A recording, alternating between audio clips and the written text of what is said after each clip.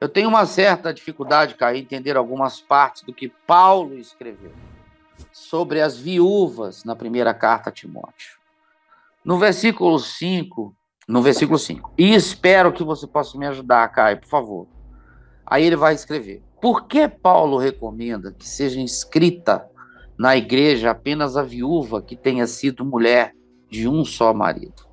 Se ela tivesse tido dois, não poderia, por qual razão? Além disso, quando Paulo fala para não admitir as viúvas mais novas, pois depois querem se casar, tendo, segundo ele, aspas, a sua condenação por haverem aniquilado a primeira fé, fecha aspas, isso significa que, para ele, uma viúva que, após inscrita, se arrepende de permanecer como viúva, fica sendo considerada como uma espécie de anátema. Paulo não estaria sendo muito duro nessa situação, Caio? Ademais, fica parecendo que ele considera que as viúvas inscritas, não submetidas a uma espécie de voto ou juramento, da qual não podem sair nunca, sem traírem a fé. Desculpe a pergunta, Caio, é longa demais, mas é a minha dúvida. Bom, duas coisas básicas, para eu não falar 3, 4, 5, nem 6. Duas coisas básicas. Número 1 é aquilo que eu digo sempre, é você ler a partir de hoje o que foi escrito há 2000 anos atrás.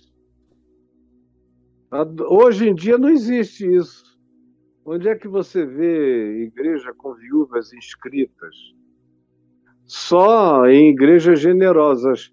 Nas igrejas que eu pastoreei em Manaus, na igreja Betânia, Presbiteriana Betânia em São Francisco, Niterói, ou aqui no Caminho da Graça, em Brasília, durante os anos que eu pastoreei, e agora já tem 4 anos que eu não faço mais isso, estou dedicado a outras coisas, mas a gente sempre teve o dinheiro da viúva, do pobre, do necessitado e do que tinha ficado sem auxílio e sem apoio do Estado para a sua sobrevivência depois de alguma coisa ruim que tivesse acontecido. Então, eu sempre mantive compromissos com quem não tinha como se sustentar. E nas igrejas que eu pastoreei, isso era a parte primária e prioritária do dinheiro. Aqui mesmo, no Caminho da Graça, no tempo em que eu ainda recebia alguma ajuda financeira do Caminho da Graça, eu dizia que o que viesse para mim como prebenda só poderia vir depois de pagos esses outros, que eram prioridade, como são até o dia de hoje. Então, não havia INSS, meu filho. Hoje em dia, a maior parte das pessoas não precisa entrar numa lista, a menos que elas sejam totalmente desprovidas. E o problema também é que as igrejas não assumem mais para si nenhum compromisso profundamente social, a maioria das igrejas, com os pobres da comunidade da fé. A maioria não. Infelizmente, o cara entra pobre e sai mais pobre ainda porque o que ele levou como dinheiro ele deixou no gasofilácio. Às vezes vai a pé, vai duro, vai de carona para casa porque não quer falhar com o Deus, que de fato é o bolso do pastor. Mas a maioria das pessoas tem auxílio do Estado, do INSS, que não acontecia no Império Romano. O Império Romano era um sanguessuga, como diz o Apocalipse. Era uma puta, era uma meretriz, só tirava. E acabou que foi essa expropriação a partir da qual o Império Romano subsistiu cerca de 900, quase 1000 anos, desde 300 e tantos anos antes de Cristo até o ano 600 ou 700 da nossa era, quando ele se desmilinguiu como estrutura de poder, o Império Romano do Ocidente se desfez, se liquefez, ficou só o do Oriente em Constantinopla, naquele tempo, não tinha nenhuma preocupação do Estado ou da República de socorrer os pobres e os necessitados.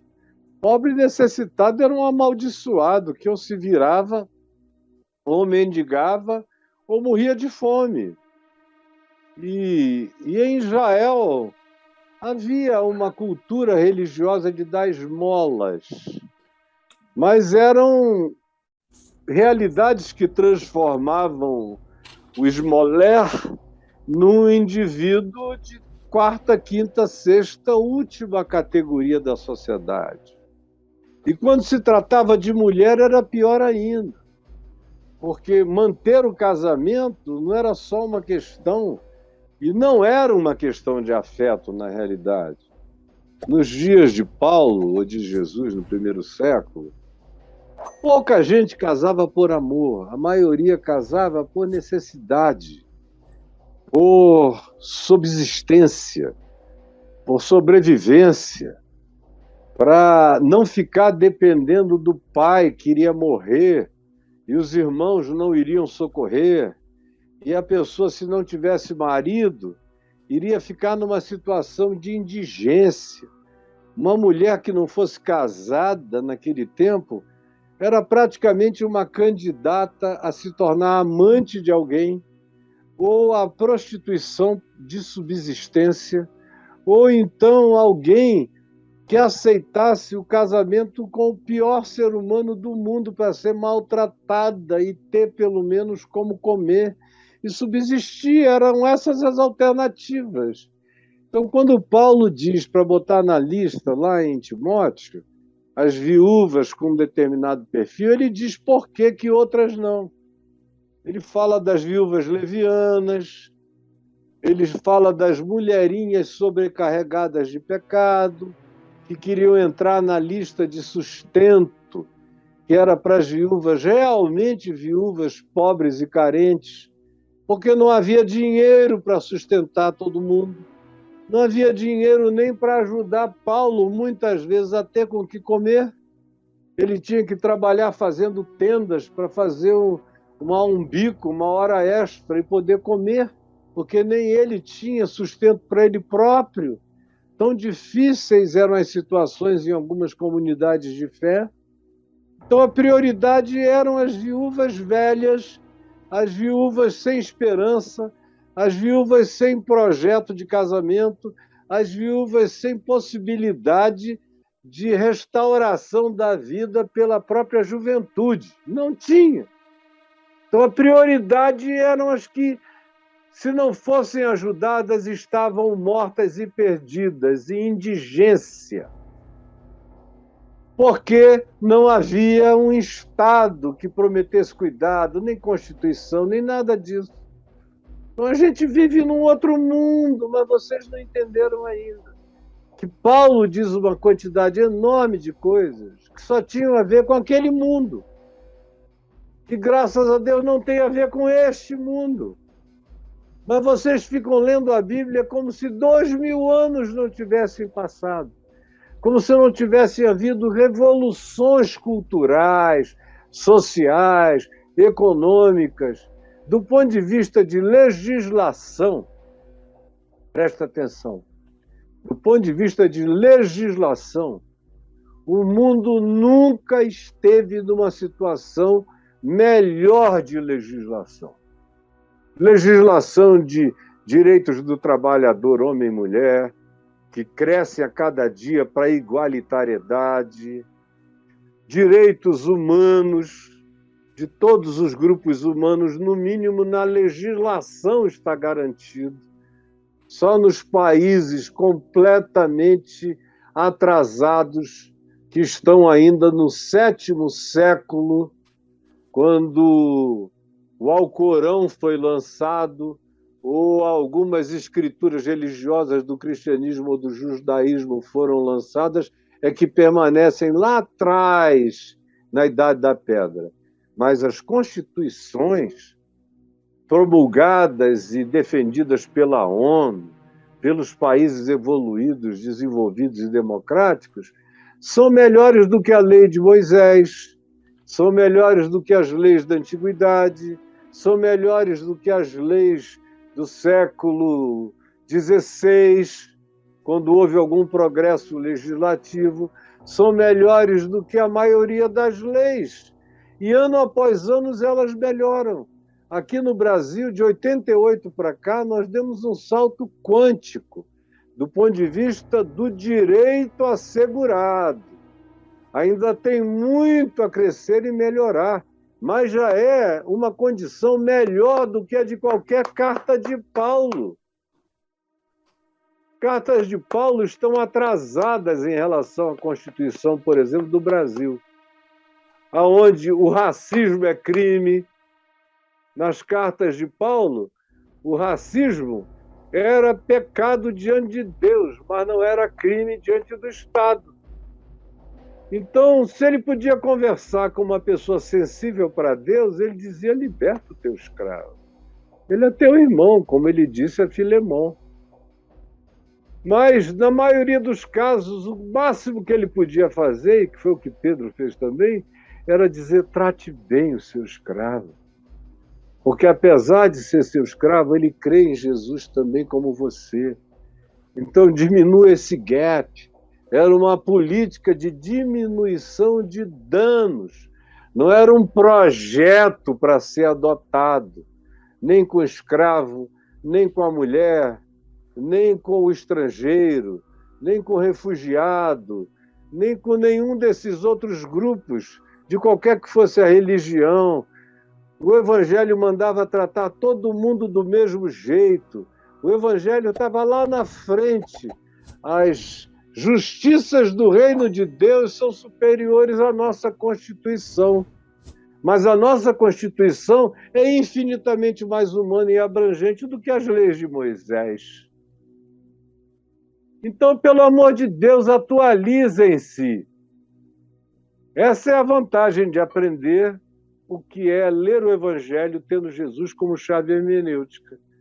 Aí, se você fizer, por exemplo, o meu curso Jesus, a chave hermenêutica, você vai aprender. Entre aí no Caio Fábio Exclusivo.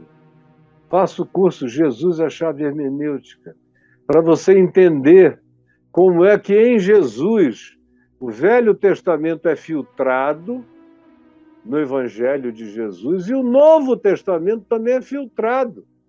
Porque Paulo fez aplicativos adaptados para o mundo do primeiro século que Jesus não fez. Jesus não fez. Jesus simplesmente tratou homens e mulheres do mesmo jeito. E mulheres até com certo privilégio. Tanto é que a primeira testemunha da ressurreição para valer é Maria Madalena, uma mulher.